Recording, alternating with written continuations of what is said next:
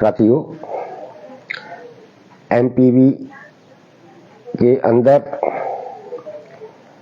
79,000 नए पद स्वीकृत किए गए हैं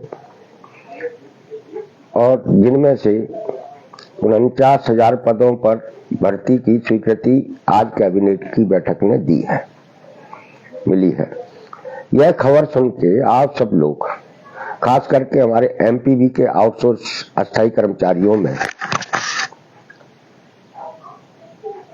निराशा हुई होगी और उन्हें ऐसा लगा होगा कि हमारी नौकरी अब खतरे में है, अब हमारा क्या होगा। निश्चित रूप से सरकार यदि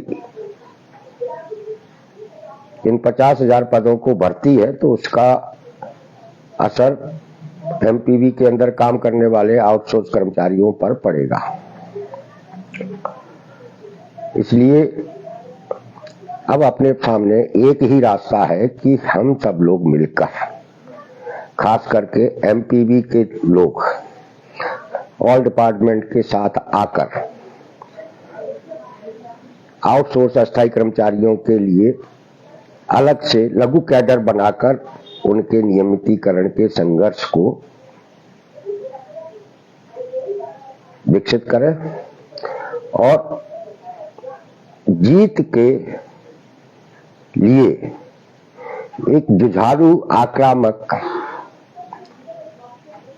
आंदोलन मध्य प्रदेश की जमीन पर होना चाहिए।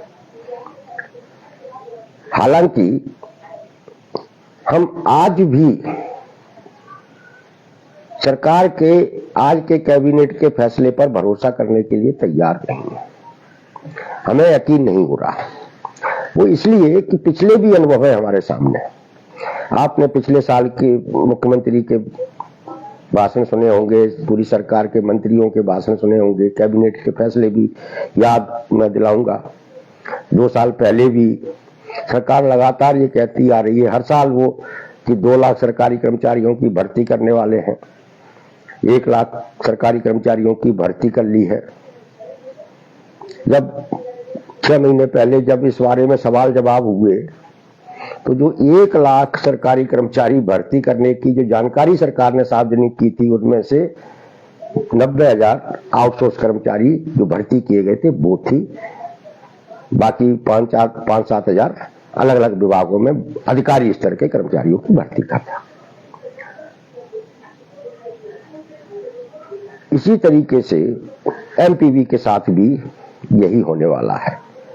कुछ महीने पहले इस विभाग ने 4,500 पदों को भरने का विज्ञापन निकाला था, उसकी परीक्षा भी हुई थी।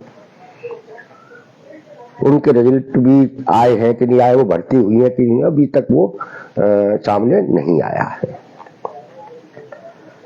आज कैबिनेट ने सिर्फ पदों, जो पद खत्म हो चुके थे, उन्हें जीवित करने की स्वीकृति दी है।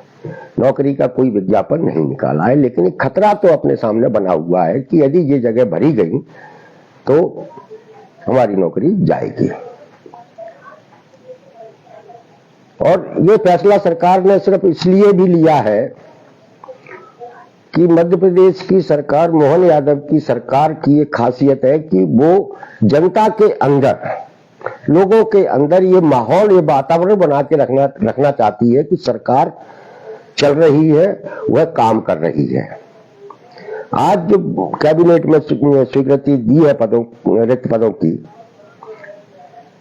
उसका भी उद्देश्य यही है, मकसद यही है कि जनता के अंदर ये है कि सरकार रोजगार के प्रति गंभीर है, क्योंकि बेरोजगारी मध्य प्रदेश में एक बड़ा मुद्दा बन चुका है।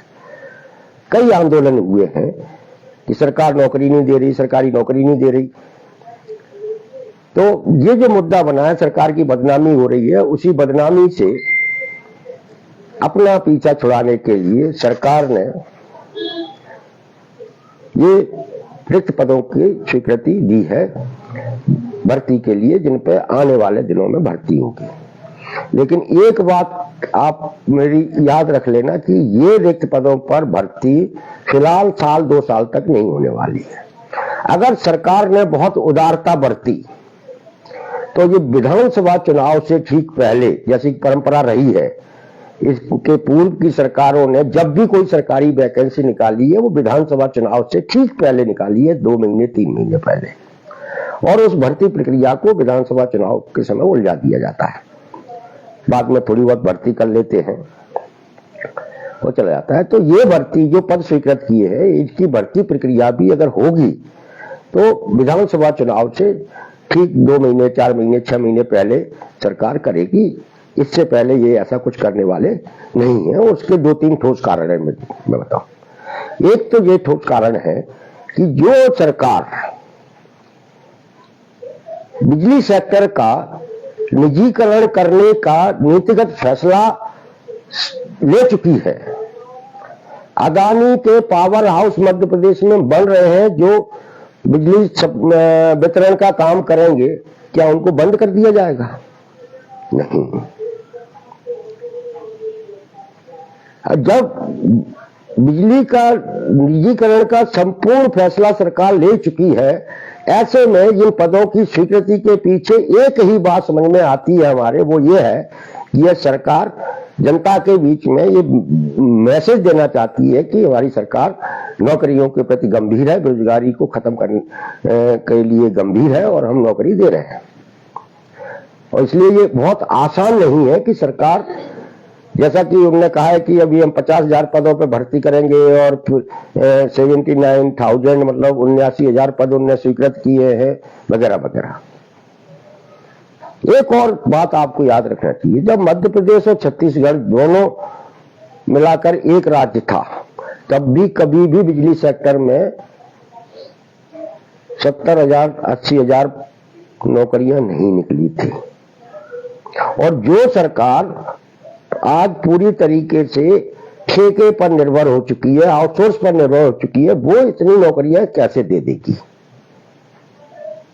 ये गले नहीं उतरने वाली बात है। इसलिए मेरा आपसे, खास करके एमपीवी के आउटसोर्स कर्मचारियों से ये आग्रह है कि आप डरे नहीं, घबराएं नहीं, विचलित नहीं।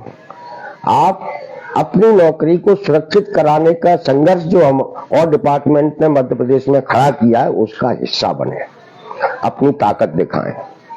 हम लोगों ने जो मांग रखी है, जिस पर हम लगातार अभियान चलाते हैं, वो मांग ये है कि भाई जितना भी अस्थायी आउटसोर्स कर्मचारी है जो सरकार का काम कर रहा है, उसे एक उसी विभाग के अंदर एक लघु कैडर बनाकर उनकी नौकरी को सुरक्षित किया जा सकता है। हम ये नहीं कह रहे कि आप हमको एकदम सरकारी कर्मचारी का दर्जा दे दो, एक लघु कैडर बनाकर इनको नौकरी को सुरक्षित किया जा सकता है। और ये मांग हम लोगों ने ऐसे हवा में तय नहीं कर ली है। हम लोग ने अधिकारियों के साथ भी हमारी पूर्व में कई बैठे, कोई आज ये आंदोलन या संगठन काम नहीं कर रहा है। हम लोग मुख्यमंत्री तक एक बड़े डेलीगेशन के साथ बैठक की थी हम लोगों ने। मैं बताऊंगा आपको, एमपीवी के हमारे 200-300 साथियों ने उस वक्त के मुख्यमंत्री के साथ बैठक की थी और उनके सामने जो मुद्दा रखा था, आदरणीय कमलनाथ जी के सामने, मनोज भार्गव के साथ 250-300 एमपीवी के कर्मचारी थे।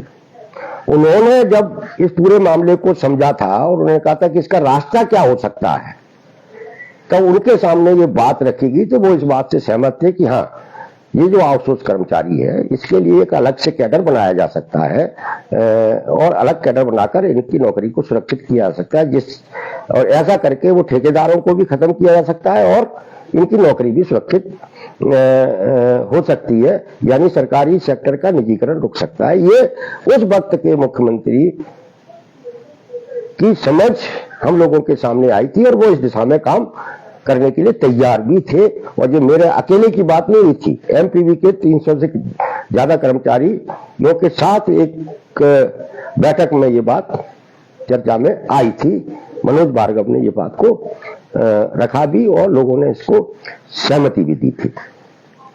उससे पहले आउटसोर्स कर्मचारियों के साथ जब कांग्रेस की सरकार बनी और भी बैठक हुई।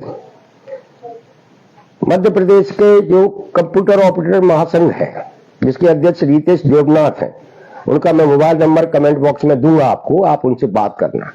उन्होंने 23 जनवरी 2019 को एक बड़ा कार्यक्रम किया था भोपाल में लाल परेड ग्राउंड में। हजारों कंप्यूटर ऑपरेटर आए थे, हजारों की संख्या में। वहां भी ये मुद्दा उठा था और उसमें 2-3 मंत्री आए थे और सारे सहमत इस बात के लिए सहमत थे और एग्री थे कि नहीं, ये बड़ी संख्या में ये लोग हैं, ये महत्वपूर्ण काम करते हैं, इनकी नौकरी को सुरक्षित करना चाहिए। ये उस समय के कमलनाथ जी के मंत्रियों के राय थी। लाल परेड मैदान में जो कार्यक्रम हुआ था उसके अंदर, और उसमें भी ये मुद्दा बात सामने आई थी कि इनके लिए अलग से कैडर बनाकर इनको सुरक्षित किया जाना चाहिए। वो अलग से कैडर की बात क्यों आई बार बार? क्योंकि सरकारी विभागों में क्लास 4 और क्लास 3 की नौकरियां पहले भी ऐसे ही मिलती थी, जो दैनिक वेतनभोगी की होती थी, जो मस्ट कर्मचारी के रूप में होती थी, जो जैनमैन के रूप में होती थी। इस तरीके से ही नौकरियां मिलती थी और वो धीरे धीरे स्थायी हो जाती थी। इसलिए जब भले ही वो 1.5 साल के लिए कमलनाथ जी की सरकार बनी, उस 1.5 साल में हम लोगों ने अस्थायी आउटसोर्स कर्मचारियों के बारे में काफी कुछ चर्चाएं भी की, और अकेले नहीं की, इस वर्ग के लोग वहां मौजूद थे। और वहीं से हम लोगों की ये समझ बनी कि हम लोगों को ये एक अलग कैडर बनाकर इनके स्थायीकरण का मूवमेंट खड़ा करना चाहिए। लाल परेड मैदान के कार्यक्रम के बाद खुद मुख्यमंत्री कमलनाथ जी के साथ वल्लभ भवन के अंदर आउटसोर्स कर्मचारियों के एक 50 सदस्यीय प्रतिनिधिमंडल के साथ उनके ऑफिस में बैठक हुई, जिसमें मध्य प्रदेश के मुख्य सचिव मोहंती जी मौजूद थे। और उस बैठक में जो कंप्यूटर ऑपरेटर महासंघ है, उसके अध्यक्ष रितेश देवनाथ और उनके साथ 10 लोगों का प्रतिनिधिमंडल भी मौजूद था। 30 लोग दूसरे विभागों के थे। उसमें बैठक में भी ये तय हुआ और इस पर मोहंती भी सहमत थे, जो मुख्य सचिव थे मध्य प्रदेश सरकार के, कि नहीं, ऐसा हो सकता है, लघु कैडर बनाकर इनको सुरक्षित किया जा सकता है। तो ये बात हम इसलिए बता रहे हैं कि वो भी सरकार थी मध्य प्रदेश की, कमलनाथ उसके मुख्यमंत्री थे। जब मुख्यमंत्री, मुख्य सचिव और दूसरे अधिकारी भी इस बात के लिए तो सहमत थे कि नहीं, आउटसोर्स कर्मचारी, अस्थायी कर्मचारी है जो बहुत असुरक्षित नौकरी करता है, इनको सुरक्षा देने के लिए ये रास्ता निकाला जा सकता है। और उसके बाद ही हम लोग धीरे धीरे आगे बढ़े। हमारा आउटसोर्स कर्मचारियों का संगठन बनाने का और चलाने का कोई उद्देश्य नहीं था, क्योंकि इसमें बड़ी संख्या में युवा नौजवान लड़के काम कर रहे हैं, जिनके भविष्य को पूरी तरीके से असुरक्षित कर दिया गया है। इसलिए आप लोगों को एक संघर्ष मोर्चे के जरिए संगठित करने का काम किया गया था। आज भी मैं ये बात कह रहा हूं कि यदि आपको अपना भविष्य सुरक्षित कराना है तो एक ही रास्ता है कि सरकार पहले ये जो लोग काम कर रहे हैं एमपीबी से लेकर दूसरे विभागों तक में एक अलग कैडर बनाकर इनकी नौकरी को सुरक्षित करे। और इसी मांग को लेकर हम धीरे धीरे एक आंदोलन विकसित कर रहे हैं, जिसमें न्यूनतम वेतन का भी मुद्दा सामने आ गया था, वो भी उठाया।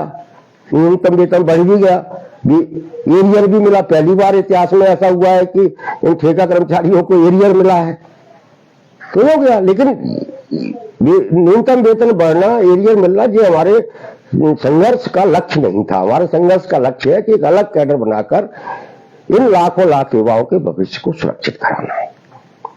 और इसके लिए हम लोग अपने संगठन की तरफ से आंदोलनात्मक रणनीति बना रहे हैं। आप लोग भी इस लड़ाई को जीत सकते हैं, इसे समझने के लिए। और इसके लिए मैं एक उदाहरण देता हूं कि 2003 में से पहले मध्य प्रदेश की सरकार ने, दिग्विजय सिंह मुख्यमंत्री थे, उन्होंने मध्य प्रदेश में 10-12 हजार दैनिक वेतनभोगियों को निकालने की बात कह दी थी। और शायद कैबिनेट ने फैसला भी ले लिया था उनकी ने कि हमें 10-12 हजार दैनिक वेतनभोगियों को निकालना है, हटाना है, छटनी करनी है। बोले छटनी सब था। नतीजा क्या हुआ? जैसे ही वो 10-12 हजार लोगों की छटनी की बात सामने आई मध्य प्रदेश के अंदर, ऐसे जो अस्थायी कर्मचारी थे, जो मास्टर कर्मचारी थे, दैनिक वेतनभोगी थे, गैंगमैन थे और दूसरे भी कर्मचारी थे, उस समय बड़ी संख्या में कर्मचारी थे, वो सारे के सारे आंदोलन में उतर गए। और आंदोलन और संघर्ष इतना आक्रामक, इतना प्रभावशाली रहा कि उस समय के विपक्ष जो भारतीय जनता पार्टी थी, उसकी नेता उमा भारती को भी इस आंदोलन का हिस्सा बनना पड़ा और उनको ये भाषण वादा करना पड़ा कि हमारी सरकार बनेगी तो हम इन दैनिक वेतनभोगियों को नहीं निकलने देंगे, हम इनको नियमित करेंगे। वो संख्या कितनी थी? 10-12 हजार। नतीजा क्या हुआ कि विपक्ष को नियमितीकरण का वादा करना पड़ा और उन 12,000 लोगों की दम पर मध्य प्रदेश में कर्मचारियों ने सरकार बदल दी थी। आज भी वो दैनिक वेतनभोगी रिटायर नहीं हुए हैं, उसमें से कुछ लोग काम भी कर रहे हैं अलग अलग विभागों में, फॉरेस्ट में, नगरीय निकाय में या दूसरे विभागों में। अब आपकी संख्या कितनी है? लाखों में। आप क्या नहीं कर सकते? आप सब कुछ कर सकते, बशर्ते आपके पास संघर्ष की सही दिशा हो। और संघर्ष की सही दिशा आपको कहां से मिल सकती है, अब ये बताने की जरूरत नहीं है, ये आपको तय करना है। यदि आपको अपने भविष्य को सुरक्षित कराना है तो संघर्ष में तो आना ही पड़ेगा, आंदोलनों का हिस्सा तो बनना ही पड़ेगा। अब आप कुछ लोग कहेंगे कि भाई शर्मा जी के संगठन के साथ ही हम संघर्ष क्यों करें, तो उसके भी हम उदाहरण दे देते हैं कि मध्य प्रदेश में पिछले 25 साल से भारतीय जनता पार्टी की सरकार है और मजदूर कर्मचारी संगठन के नाम पर लोग बीएमएस और राज्य कर्मचारी संघ को जानते हैं, भारतीय मजदूर संघ और राज्य कर्मचारी संघ को जानते हैं और ये काफी मजबूत भी हो चुके हैं। इनका हर कर्मचारी मजदूर वर्ग में प्रभाव है, असर है और उन्होंने अलग अलग संवर्ग के लोगों के संगठन भी बना रखे हैं, उनके और उन संगठनों के नेता बीएमएस के नेताओं के प्रभाव में हैं। अब बीएमएस का मध्य प्रदेश में योगदान क्या है, आप सुन लीजिए। रोडवेज में बीएमएस की यूनियन हुआ करती थी, बड़ी यूनियन थी। ज्यादातर रोडवेज के यूनियन कर्मचारी, चाहे ड्राइवर हो, कंडक्टर हो, सब बीएमएस से जुड़े हुए थे 70% तक। 2005 में सरकार ने उस रोडवेज में ताला लगा दिया, बंद कर दिया, सबकी छटनी कर दी। बीएमएस चुपचाप बैठी रही, उनकी बात नहीं उठाई। यहां तक कि उन्होंने ये भी नहीं कहा कि जिनको निकाल रहे हैं उनका मुआवजा तो पहले दे दीजिए, उनके वेतन भत्ते का भुगतान तो करा दीजिए, उनका पीएफ का भुगतान तो करा दीजिए, उनकी पेंशन तो बंधवा दीजिए, ये तक नहीं मांग की थी। इसके लिए भी हम जैसे लोगों को लड़ना पड़ा था। दूसरा, निगम मंडलों में बीएमएस की बड़ी यूनियनें रही हैं। सारे निगम मंडल मध्य प्रदेश के बंद से पड़े हुए हैं, सूखा पड़ा हुआ है, वही कर्मचारी नहीं हुए, सबकी छटनी हो गई, बीएमएस नहीं बोली है। अब आप सुनिए, और मध्य प्रदेश में संविदा प्रेरक हुआ करते थे, 30-40 हजार थे। बीएमएस के पीछे वो वर्षों तक लगे रहे, वर्षों तक लगे रहे। कहां है वो? कहीं नहीं है, घर बैठे हुए हैं। जन सेवा मित्र थे, बीएमएस के थैंगड़ी भवन में रुकते थे, बीएमएस के नेता उनको भाषण देते थे। कहां है वो? घर बैठे हुए हैं। ऐसे तमाम सारे कर्मचारी और मजदूरों के संवर्ग रहे हैं जो बीएमएस के प्रभाव में रहे और बीएमएस के साथ रहते रहते उनकी नौकरी चलेगी, वो घर में बैठे हुए हैं। इसलिए ये बात मैं आपको इसलिए ही बता रहा हूं कि संघर्ष हमेशा सत्ता के विपरीत संगठनों के साथ मिलकर ही किया जा सकता है और वही आपको जीत दिला सकते हैं। पहले भी ऐसा हुआ है। इसलिए साथियों, हम आज की इस चर्चा के जरिए अपने एमपीबी सहित दूसरे भी विभागों में जो हमारे संगठनों के पदाधिकारी हैं जो बीएमएस के प्रभाव में, उनसे अपील करते हैं कि वर्षों तक आप सत्ताधारी पार्टी के संगठन के साथ रहे, आपने कुछ भी हासिल नहीं किया। इसलिए इस मौका है एमपीबी के हजारों लोगों के भविष्य को बचाने का, लाखों आउटसोर्स कर्मचारियों के भविष्य को सुरक्षित कराने का। उस मोह को छोड़िए और ऑल डिपार्टमेंट आउटसोर्स अस्थायी कर्मचारी मोर्चा के साथ आकर संघर्ष का एक नया इतिहास लिखिए। अब आप सोच रहे होंगे कि मैंने कमलनाथ जी की सरकार की बातें आपको बता दी। देखिए, कमलनाथ जी की सरकार भले ही 1.5 साल चली, लेकिन 1.5 साल में उन्होंने कर्मचारियों के हर संवर्ग के लिए कुछ न कुछ किया। बहुत कुछ नहीं कर पाए क्योंकि 5 साल नहीं चली। अगर 5 साल वो सरकार चल जाती तो मैं आपको गारंटी दे रहा हूं कि आउटसोर्स अस्थायी कर्मचारियों के साथ, मैं गारंटी के साथ ये बात कह रहा हूं कि आउटसोर्स अस्थायी कर्मचारियों के लिए एक अलग से कैडर बनवाकर उनको उनकी नौकरी को सुरक्षित करवा देता। इतनी अपनी चलती थी और इतनी बात हमारी मानी जाती थी। जैसे कि मैंने बताया आपको कि 23 जनवरी को लाल ग्राउंड में कार्यक्रम किया था मध्य प्रदेश के आउटसोर्स कंप्यूटर ऑपरेटर महासंघ की ओर से। हजारों लोग आए थे। कब किया था? 23 जनवरी को। उसके बाद जो लोग सक्रिय हुए, उसके बाद जो पहली न्यूनतम वेतन सलाहकार बोर्ड की बैठक हुई थी फरवरी में, उस कार्यक्रम के बाद ही फरवरी में हुई थी, जिसमें 25% वेतन बढ़ाने की अनुशंसा की गई थी। वेतन आप लोगों का ही बढ़ना था, कारखाना मजदूरों का बढ़ना था, ठेके वालों का। तो 23 जनवरी के कार्यक्रम का असर यह हुआ था कि फरवरी में हुई न्यूनतम वेतन सलाहकार बोर्ड ने 25% वेतन बढ़ाने की अनुशंसा की थी। जो आपको अब मिल रहा है वो कमलनाथ सरकार का फैसला था। अब सरकार गिर गई थी तो वो लटक गया, और सरकार कितने साल तक लटका के रखी इसके भुगत होगी। अगर कमलनाथ जी की सरकार चलती रहती तो आपको जो आज बढ़ा हुआ पैसा मिल रहा है, इससे ज्यादा बढ़ा हुआ पैसा 19 से मिल रहा होता। अब भारतीय मजदूर संघ बीएमएस है, उसकी सरकार है, वो 2019 की न्यूनतम वेतन बढ़ाने की अनुशंसाओं को लागू नहीं करा पाए। उसने कभी मुद्दा ही नहीं उठाया। ये क्यों नहीं उठाया भाई?